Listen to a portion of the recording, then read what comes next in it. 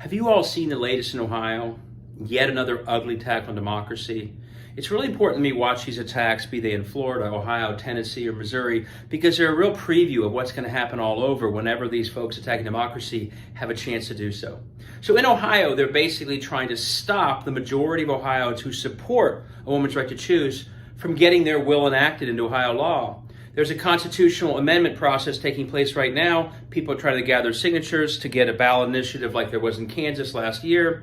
And the legislature is working feverishly in bizarre ways to raise the threshold to change the Ohio Constitution to 60% rather than the 50% that we know a pro-choice resolution would pass with.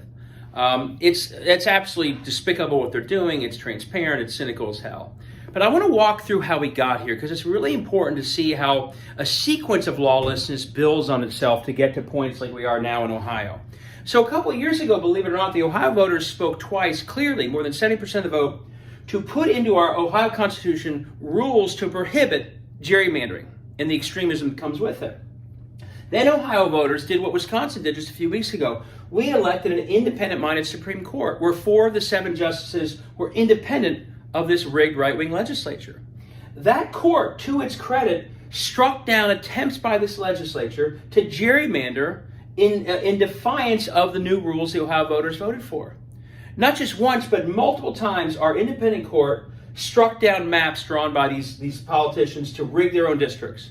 And what did the legislatures do in response? They attacked the court and the rule of law. They changed the rules of how we elect justices to favor their candidates, and then they simply defied court rulings for an entire year until they got the court they wanted.